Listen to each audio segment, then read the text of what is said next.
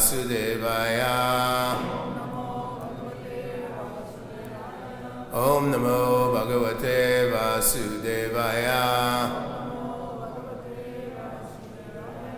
Om Namo Bhagavate Vasudevaya.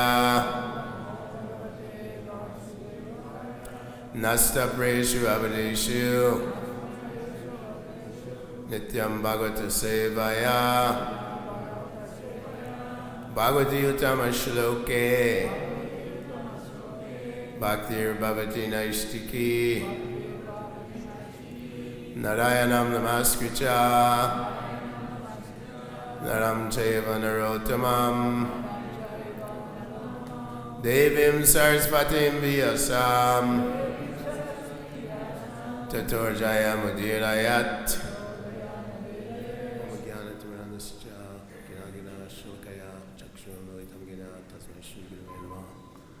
Hare Krishna. My name is Kripanidhi. I'm from Vancouver, Canada. I was here for a week or 5 days when Prabhupada disappeared from the planet. So at the end of my class, if you'd like to hear some Srila Prabhupada Katha, I can stop early and we can relate a few nice stories the few months before Srila Prabhupada left the planet. Today's verse is 7:10:49.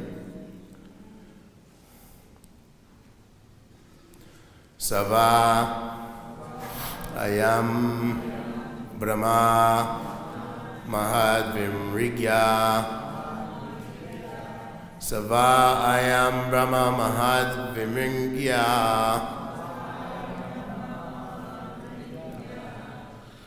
Kavalya nirvana sukhanubhutihi. Kaivalya nirvana sukhanubhutihi. Priya surid va kalu matuleya. Priya surid va kalu matuleya. Atmar haniyo vidikrit gurus cha. Atmar haniyo vidikrit gurus cha. Savayam brahma mahadvimrigya. Savayam brahma mahadvimrigya. Kaivalya nirvana sukhanubhutihi. Priya suridva kalumatuleya. Atmar haniyo vidikrit guruscha. Sava ayam brahma mahadvimrigya. Kaivalya nirvana sukhanubhutihi. Priya suridva kalumatuleya. Atmar haniyo vidkrit guruscha.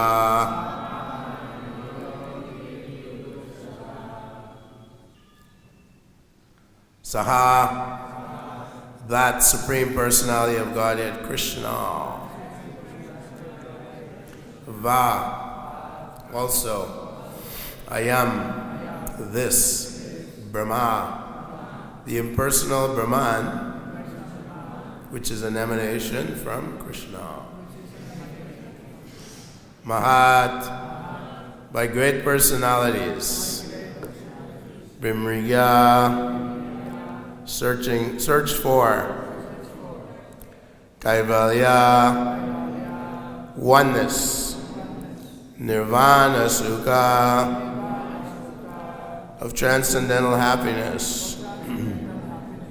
Anubhuti, the source of practical experience. Priya, very, very dear. Surit, well-wisher. Vaha, of you. Kalu, indeed. Matuleyaha, the son of a maternal uncle. Atma, exactly like body and soul together. Arhaniya, worshipable, because he is the Supreme Personality of Godhead.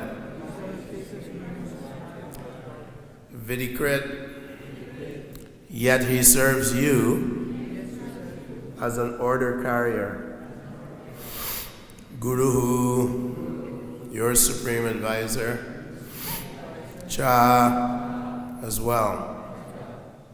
Translation of purport by His Divine Grace, A.C. Bhaktivedanta Swami Srila Prabhupada Ki. The impersonal Brahman is Krishna himself, because Krishna is the source of the impersonal Brahman.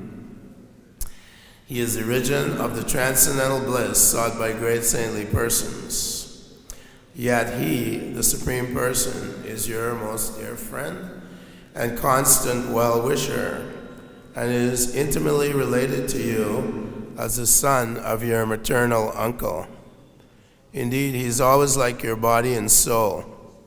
He is worshipable, yet he acts as your servant and sometimes as your spiritual master.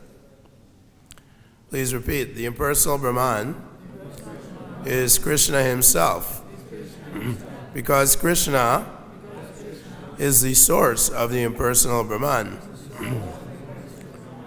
He is the origin of the transcendental bliss sought by great saintly persons. Yet he, the Supreme Person, is your most dear friend and constant well-wisher, and is intimately related to you as the son of your maternal uncle. Indeed, he is always like your body and soul. He is worshipable, yet he acts as your servant and sometimes as your spiritual master.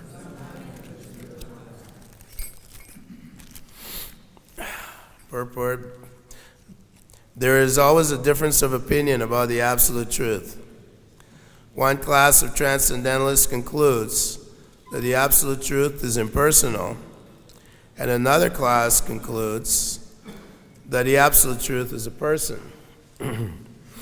In Bhagavad Gita, the absolute truth is accepted as the Supreme Person. Indeed, that Supreme Person himself, Lord Krishna, instructs us in Bhagavad Gita, Brahmano hi pratishtaham and mata parataram nanyat. The impersonal Brahman is my partial manifestation, and there is no truth superior to me. That same Krishna, the Supreme Personality of Godhead, acted as the supreme friend and relative of the Pandavas, and sometimes he even acted as their servant by carrying a letter from the Pandavas to Dhritarashtra and Duryodhana. Because Krishna was the well-wisher of the Pandavas, he also acted as guru by becoming the spiritual master of Arjuna. Arjuna accepted Krishna as his spiritual master. Shishyasteham sadimam tvam prapanam. And Krishna sometimes chastised him. For example, the Lord said, Asochan anvasochas tvam pragyavadam shabasase. While speaking learned words, your mourning for what is not worthy of grief. The Lord also said, Kutas tva kashmalam, idam vishame samu pashtitam. My dear Arjuna, how have these impurities come upon you? Such was the intimate relationship between the Pandavas and Krishna. In the same way, a pure devotee of the Lord is always with Krishna through thick and thin. His way of life is Krishna. This is a statement of the authority of Sri Narada Muni. So Sri Narada Muni is speaking, of course, to Yudhishthira Maharaj. And he's relating the narration of Prahlad Maharaj, the best amongst exalted devotees, the son of Hiranyakashyapu. And here he's saying that the impersonal Brahman is Krishna. Brahmano hi pratishtaham amritasya vyayasya cha shashvatasya cha dharmasya sukasya ikantitasya cha. He tells Arjuna, Brahmano hi pratishtaham. I am the pratishta, the foundation of the Brahman effulgence. Amritasya vyayasya cha. It is Amrita. It is immortal. And Sukasya Kantikasya cha. It is full of bliss. So, of course, he's establishing in the Bhagavad Gita, for those who want to worship the impersonal Brahman, Vedavyasa himself tells us in the first canto,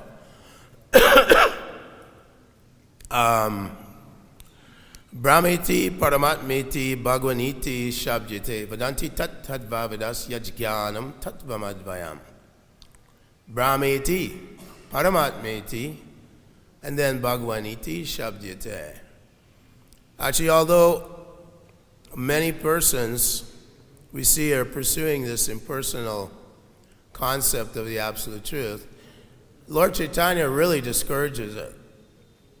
Lord Chaitanya meets Sarvabhauma Bhattacharya after he takes sannyas. And he travels with the devotees, Lord Nityananda, Mukunda Dutt, and others, and they go to Jagannath Puri, where for the first time Lord Chaitanya Mahaprabhu, he sees Lord Jagannath in the temple, and he faints in ecstasy, and he goes unconscious. And Sarvabhauma Bhattacharya, who's actually, at this point in time, is a great, you can say, impersonalist philosopher, takes Lord Chaitanya Mahaprabhu to his house. And Lord Chaitanya Mahaprabhu is hardly moving. He's actually hardly breathing. But Sarvabhauma Bhattacharya puts a cotton swab to his nose and notices some breathing going on. Lord Chaitanya Mahaprabhu was internal ecstatic consciousness and love of God. So Sarvabhauma Bhattacharya, being humble, was very attracted to Lord Chaitanya Mahaprabhu. And ultimately he becomes a very, very close and intimate associate of Lord Chaitanya Mahaprabhu. After some days, Sarvabhauma Bhattacharya starts to explain to Lord Chaitanya Mahaprabhu the Vedanta conclusion. However, it's very impersonal. In the Bhagavad Gita, Krishna is saying, Arjuna asked Krishna in the 12th chapter, beginning in the 12th chapter, Arjuna asked Krishna, which in your opinion, Krishna, is superior? Is it those who pursue and try to enter into the Brahmajyoti and the oneness with the Brahmajyoti, or the personal concept of Bhagavan realization? And Krishna tells Arjuna, Maya Veshamanoye Mam Nitya Yukta Upasate Shraddhavan Parayopetas Teme Yuktatamo Mataha. Teme Yuktatamo Mataha. That means that the highest principle, Maya Veshamanoye Mam, one who is always thinking of me. Shraddhavan Parayopetas, who has great faith in me and worships me with great faith and always fixes his mind, Maya Vesha Manoyamam, Nitya Yukta, always thinking of me 24 hours a day. That is Raganuga Bhakti. There are two levels in regulative devotional service. There's a Vedi Bhakti, where the devotee comes to Krishna consciousness, and he follows strict rules and regulations. And under the guidance of the spiritual master, he gradually develops a release from the anarthas, the contaminations within the heart, subtle and gross. But furthermore, as he becomes more mature in his devotional service, he attains the second stage, which is called Raganuga. Attachment to the chanting of the holy name of the Lord. The holy name of the Lord, as we know, is non-different from Krishna himself. Tadvad visargo janatagla viplavo yasmin pratishlokam avadavati api. Mahiya sampaja rajo bhishekam niskinchananam navrinita yavat. Unless, Prahlad Maharaj tells his father, unless one bathes, he takes abhishek. Mahiya sampada rajo bhishekam. One who has to bathe himself in the dust of the lotus feet of one who is free from all material desires. Then he can Krishna will reveal himself to that devotee. This is given by Prahlad to his father, who was very upset when he said this. So, the devotee of the Lord, as we see here, is always taking shelter of the Lord, Krishna. There are 6 symptoms of surrender. The first one is to always feel oneself very humble. The second one is to always see that Krishna is my master. The third one is to always expect that Krishna is going to protect me. Daiviyesha gunamaya mamamaya durachaya. This material energy is very dangerous. Very, very dangerous. Mahatmanas tumam partha daivim prakritim ashritaha. Ashritaha. Krishna says, my devotees take shelter in me. We take shelter in the lotus feet of Krishna. This is superior to those who want to, under their own endeavors, try to merge into the Brahma Jyoti of Lord Krishna. Here Srila Prabhupada is describing that the Pandavas, they were very, very close to Krishna and actually treated him as his friend. In fact, in the 11th chapter of Bhagavad Gita, Arjuna says, Krishna, please show me your universal form. I'd like to see your form. Krishna is Bhakta Vatsalya, the one who is devotee. He's a possession of his devotees. Krishna is purchased only by pure, unalloyed devotional service. Bhaktistu ananyaya, ananyana. Jai Shri Shri Gaurnitai Krishna Balaram Radha Shyamasundar Ji Ki. So the Pandavas, they were very close to Krishna, but actually Krishna reveals and it demonstrates to Arjuna in the 11th chapter that all the cosmic manifestation lies within him. And he says, Kalosmi, I am time, and I am devouring this entire world at my will. So Arjuna became very fearful. His hair was standing on end. Krishna is showing his universal form to his friend Arjuna.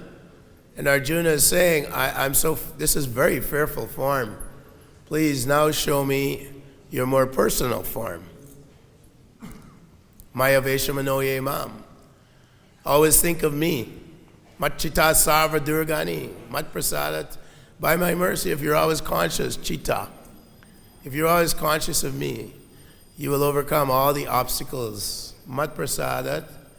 Durgani, you will overcome all the obstacles in this material world. Atache twamahankaram nashoshasi vinakshasi. If you act out of false ego, not deliberating, not listening to the Bhagavad Gita, follow the Bhagavad Gita, vinakshasi. What does vinakshasi mean? You'll be vanquished. Huh? He's just telling this to Arjuna. Arjuna is a pure devotee, but this narrative is going on the battlefield of Kurukshetra to try and, for the benefit of the world, for the last 5,000 years, we're hearing Bhagavad Gita. And the conclusion of Bhagavad Gita is that the absolute truth is a person. Bhaktosi me sakha cheti. Arjuna tells Krishna, you're my friend, you're my devotee. At the end of the 11th chapter, Krishna says to Arjuna, Naham Vedar na tapase nadanina chejaya.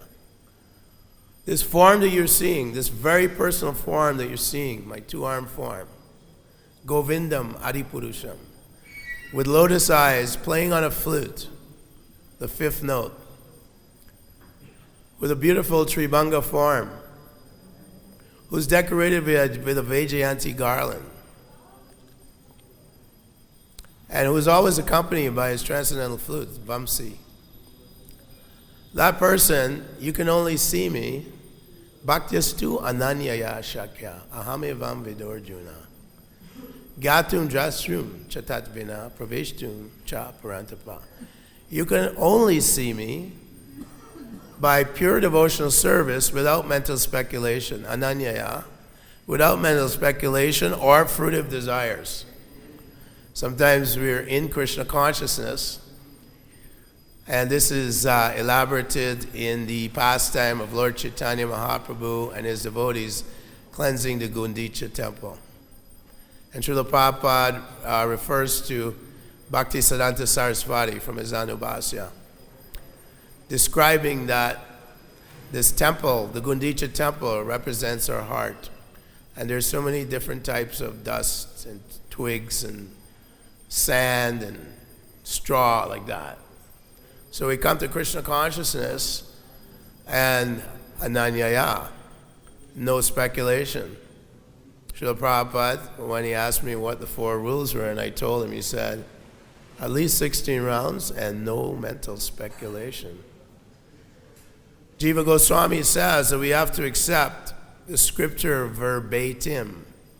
So when Krishna says, my dear Arjuna, here I am in person, and you're looking at me, I'm the Supreme Personality of Godhead, and you can only understand me through pure, unalloyed, unmotivated, uncontaminated devotional service. And we have to understand, we have to keep beating our minds. We have to keep practicing sadhana bhakti to come to a stage of attachment to the Lord.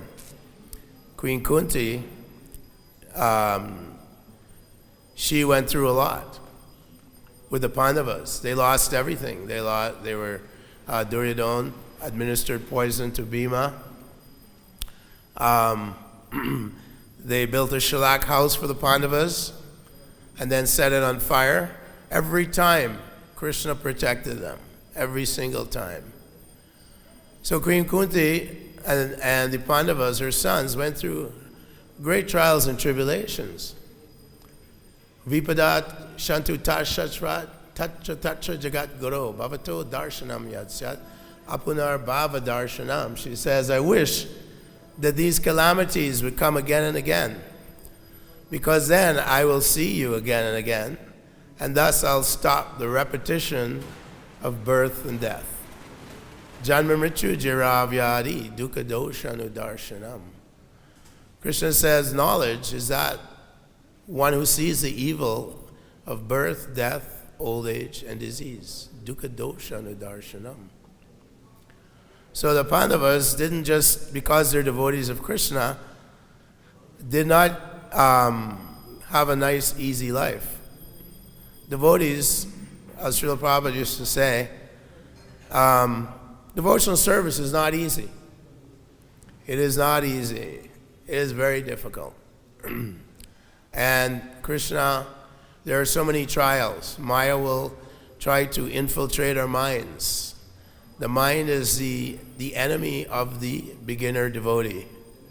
Arjuna himself said in the 6th chapter that the mind, bandhuratmat manastasya yenat maivat atmana jitaha, Ashamshaya Mahabaho Manu Durni Grahachalam.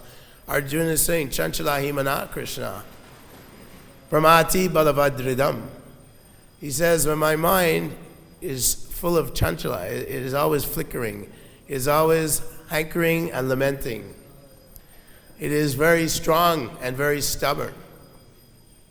Even in devotional service, our mind, unless we beat it with sticks, by performing sadhana bhakti, the austerities of simple living, waking up at 3:30 in the morning, performing sadhana.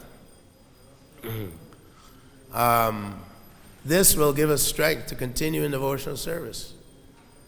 Once we do that, we may become proud that, oh, I'm such a good devotee. These are subtler contaminations of the mind, as Bhakti Siddhanta, Srila Prabhupada quotes Bhakti Siddhanta in the cleansing of the Gucha Mandir, where in the purport Prabhupada says, there are various tiny little contaminations within the mind and the heart of the devotee that he has to clean out. Lord Chaitanya very rigorously had his devotees sweeping the Gundicha Mandir, inside, outside, all the roadways coming to the Gundicha Mandir. He was preparing for Lord Jagannath to come there. Kutinati. Bhaktisiddhanta said, Kutinati, fault finding. The mind is always, has a tendency to fault find in the neophyte stage. If we fault find, we're committing the hati offense, the hati aparad. What is a hati aparad? Blaspheming devotee of the Lord in your mind, not necessarily verbal. Blaspheming devotees of the Lord who've dedicated their lives to the propagation of the holy name. All the devotees that are under the lotus feet of Srila Prabhupada, our business is to propagate this message throughout the world and deliver the fallen souls who are on the royal road to hell. That's described by, in the 5th canto, it's described the hellish planets. 24 hellish planets. Trivedam Narakasyadam Dwaram Nashnam Atmana Kama Krodha Tatalobhas. The gateways leading to hell, Rishabhadev says. Mahatsevam Dwarma Hurvi Muktes Tamur Dwaram Yoshita Shangi Shangam. We want to take shelter of the Mahatmas. That means approaching all devotees, whether they're new devotees, old devotees, middle devotees, with a humble state of mind. Chaitanya Mahaprabhu said, string this verse on the mala of the holy name. Trinadapi Sunechana, Todor Api Sahishnuna, Amanina Manadena. Amanina Manadena. Always feeling oneself lower than the straw on the street. Always offering respects to all the Vaishnavas and everyone, even those who are not Vaishnavas, but never expecting any respect in return. That's the other contamination in the heart, prayaschita. Prayaschita means I want some social prestige, I want some following, I have a big ahankar, I have to feed it. Another contamination in the heart. If we want the Lord to enter into our hearts, we have to beat this mind, this false ego. The mind is accompanied by the false ego. Ashamshaya Mahabaho Manu Durni Graham Chalam. Manu Durni Graham. The mind is always pushing. So we cannot take our foot off the gas. We have to constantly push ourselves with determination, utsahan nischayat dharyat. Enthusiastic, patience, and confidence. And tat karma pravartana, following in the footsteps of the great acharyas. We're blessed. We have the great acharyas. We're here in the area where Rupa Sanatan Goswami, Jiva Raghunath Bhatta Raghunath Das, and Gopal Bhatta Goswami were wandering around. They were very, very expert at scrutinizing Vedic scriptures and giving us wonderful literatures by which we can cultivate our pure love of Krishna, cultivate pure devotional service. Bhakti Rasamrita Sindhu, Rupa Goswami wrote many, many books, 100,000 verses he composed, were verses describing the more personal pastimes, the more intimate pastimes of the Supreme Lord with his cowherd boyfriends, his sakis, with his parents, Mother Yashoda, the older gopis, and ultimately his pastimes in this area where he would act like a young teenage boy, Kishori, and the gopis, Parikiras. And he would be, Krishna would be in the forest playing his flute and enchanting the hearts of the gopis. We're all in this area. We're planning to go. Today they're going to Vrindavan, they're going to Radhakund. Rupa Goswami says, the holiest place in the entire universe is where Radharani took bath. Chaitanya Mahaprabhu, when he was traveling to Vrindavan, he came to Vrindavan and he was rolling in this pond in the middle of a field, just rolling around in ecstasy. And he established, he validated that is where Radharani would bathe, the Radhakund, the most holy place in the entire universe, from Brahmaloka through the heavenly planets, middle planets, lower planets, hellish planets, so many planets, so many gods, so many demons. The holiest place is Radhakund and Shyamakund. It's a few minutes away, and we get to take bath there. This is the causeless mercy of Srila Prabhupada.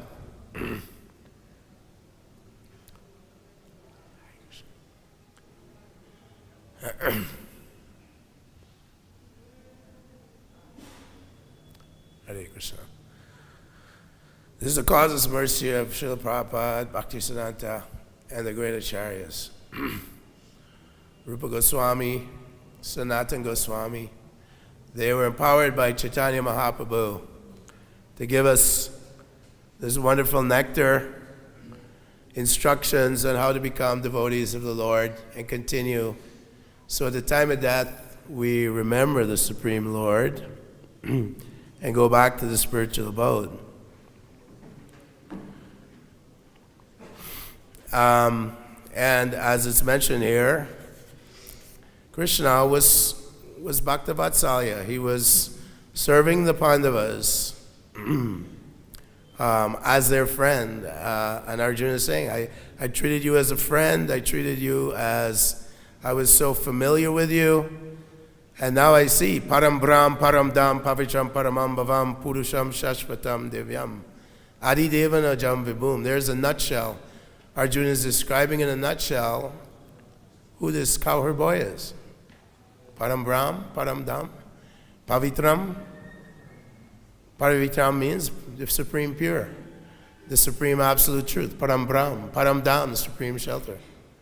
Purusham Shashvatam, the supreme person, the original person, Govindam Adi Purusham. We hear Yamuna singing it every day throughout the whole planet. Govindam Adi Purusham Tamaham Bhajami. Prabhupada told her, you sing this and then everyone should play Yamuna's singing, because she had so much devotion and attachment to Srila Prabhupada. So now we've been hearing it for so many years. Govindam Adi Purusham Tamaham Bhajami. Produced by Apple Records, George Harrison. So that is the sum and substance of Srila Prabhupada's purports here, purport in this particular text. And we can open up if some persons have questions, or some of my godbrothers here like to relate some pastimes of Srila Prabhupada. If you had any Srila Prabhupada pastimes, we can discuss, talk about it. Hare Krishna. Thank you. Jai Prabhu? I'd like to hear some of your pastime. Okay, so I was on the West Coast. You must be, what temple are you from? San Francisco. Oh, 72. I was there in 73 with Jayananda. Just a little bit. We used to go out and he'd have garlands on and he'd do a train chanting in Chinatown. Must have known each other like that. Vijitam had joined, I think, 73. Something.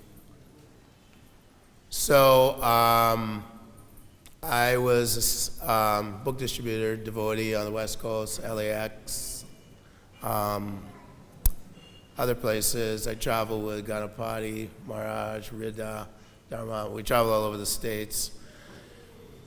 So I never got a chance to, Prabhupada used to say that you go out and distribute books, go out and preach with great fervor. And so, I mean, Srila Prabhupada was amazed. The first year we had huge December Christmas marathons. I think it was 72. We distributed 1 million books in 1 month. That was unheard of. And Srila Prabhupada, he was like, this is miraculous. Who's ever distributed 1 million religious books in a month? And so the whole priority was that we should go out, distribute books, distribute books, distribute books. So I was always out there, and my temple president would never let me come for Gaur Punim festivals. Bahudak in Vancouver. So finally in 1977, when Srila Prabhupada got really sick, they finally allowed me to come in November.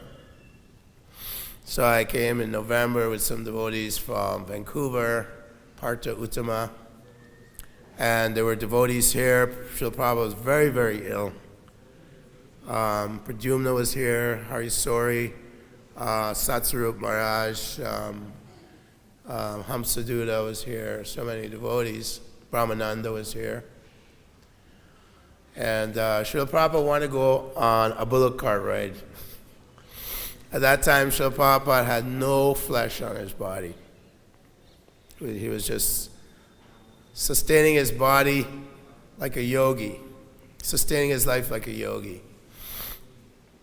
And so there were two parties. One party was saying, Prabhupada said he wants to go to all the 7 prominent temples of the Goswamis on a bullock cart, which Lokanath Swami was arranging. The other party said that the Kaviraj, Prabhupada's doctor, said if he goes on a bullock ride, he will leave his body immediately. It's too harsh. So this was going back and forth. Anyway, eventually, Srila Prabhupada decided not to go on the bullock cart ride. That time, Akinsha Krishna Das Babaji had come to visit Prabhupada. He's a self-realized soul, pure devotee of the Lord. He was living at Vrindavan. So when he came in the room, Srila Prabhupada was there. The room was just amazing effulgence in the room from him and Srila Prabhupada. But anyway, prior to, Harisori was telling us about Prabhupada's his few final days. Srila Prabhupada had gone to Bhubaneswar in the fall, in the autumn of 77, to encourage Gaur Govinda Maharaj, because he was in the middle of this jungle where there was lots of snakes. No one would go there. But Gaur Govinda Maharaj had committed himself to building a temple for Srila Prabhupada in Orissa. So Prabhupada went there to visit him, and the doctor had given Srila Prabhupada a very, very strict diet. It was boiled potatoes, boiled vegetables. So when Srila Prabhupada went there, he had met up with one of his disciples, Brahmananda's brother, Gargamuni. Gargamuni was also sick, and the Kaviraj put him on a boiled vegetable diet. But Gargamuni had a Bengali cook. And Bengalis, they cook, it's all spicy and everything. So Gargamuni and Srila Prabhupada were talking. And Prabhupada said, I can't stand this boiled vegetable diet. He said, I'd rather, this is horrible. Gargamuni, call your cook. So they secretly had the cook make kachuris, deep fried kachuris, and, delicious dal, and, full-on thali feast. And Prabhupada went there with Gargamuni, and they were eating it, and then they got discovered. Tamal Krishna Maharaj, he busted them, basically. And he said, Prabhupada, you're not supposed to eat it. What are you doing? You can't digest, Prabhupada said, myself and Gargamuni, we'd rather die than eat boiled vegetables. So actually, Prabhupada, although the Kaviraj said he's not going to digest, he completely digested everything. It was like a mystic thing. And so that was prior to him going to Hardwar Rishikesh. He went to Hardwar Rishikesh. He was feeling a little better. But then his health deteriorated, and he came to Vrindavan. And devotees were called from around the world. Devotees were chanting in every temple. And I was under Jagadish. Jagadish was my GBC. You know Jagadish? Jagadish? Yeah. And anyway, we were having lunch. There was a lunch room right out here. We take prasadam out here. Behind here was Raman Reti. There was the Krishna Balaram tree, and you just walk to the Goshala or walk to the Yamuna and take bath. I was 77. Now you can't even find the Yamuna. But the Kaviraj, he told us on November 14th, we're having prasad, and he said, Prabhupada's going to leave the planet around 7:30, just by feeling Prabhupada's pulse. That morning I'd gone into Prabhupada's room at 2:30. I got up early, and we were chanting for Srila Prabhupada. Bhardraj was there, Jayadvaita, and Bhakti True Maharajas were serving Srila Prabhupada some drops of orange juice. Srila Prabhupada, right up to that day, had been translating the 10th canto, 3rd volume, about Krishna's pastimes in Vrindavan as a Poganda in his Poganda period, 6 years to 10. And Kamsa was, of course, Prabhupada's writing about Kamsa and so on. And then in his purport, you can read it, he's saying, so the world is filled with Kamsa-like men. And Krishna is a source of both knowledge and forgetfulness. So forgetfulness is basically atheism. And because of the atheism, they're very proud of their nuclear weapons. So in that purport, you'll read Prabhupada saying one day they will probably use these nuclear weapons because of all the sinful activities they're committing, specifically cow killing. So he was speaking in the dictaphone. There's a picture of it in Srila Prabhupada's quarters. Jayadvaita was holding the dictaphone and recording right up to practically up to his last day. Srila Prabhupada was still recording Srimad Bhagavatam 10th canto. Anyway, Srila Prabhupada, we went to Srila Prabhupada's quarters and chanted for him for about 5 or 6 hours. We're all crowded around him. Yadobar was filming it. And of course, Prabhupada told us, don't think this won't happen to you. I mean, he was 82, he'd had heart attacks in New York, heart attacks on the Jaladuta. So anyway, Srila Prabhupada chanted Hare Krishna, went back to the spiritual world. Then, totally in ecstasy with Lord Krishna right now, in Vrindavan, Goloka Vrindavan.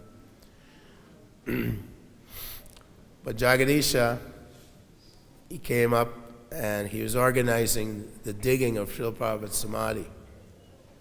It was sandy, so it wasn't very hard to dig.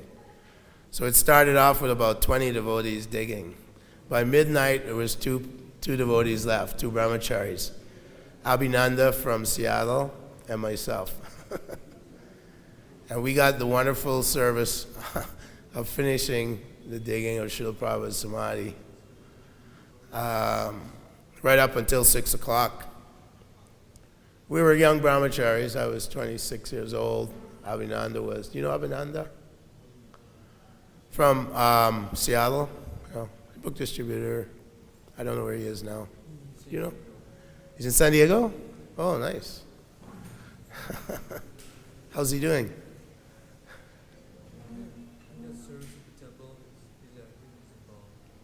Nice, nice. I know he was in Gujarat for a while, right after Prabhupada left, in Gujarat, in the late 70s. Anyway, so that was our service under a person called Jagadish GBC. So those are a few stories from the final days. Prabhupada, of course, in Los Angeles, when we went to see Srila Prabhupada, when he arrived, he'd come to Los Angeles, 75s. Prabhupada was always very happy because the book distribution was incredibly, it was a frenzy of book distribution. It was just San Francisco, Los Angeles, massive amounts of books were being distributed, Bhagavatams. Every time Srila Prabhupada finished a canto, he would challenge us to distribute them. So, third canto, fourth canto, fifth canto, sixth canto. But Srila Prabhupada was obviously very, very happy when he came to America in the mid-70s. It was a very powerful time. And Srila Prabhupada, I remember him giving a class one day. Is it time to stop? 9 o'clock? I'll just finish this quick story.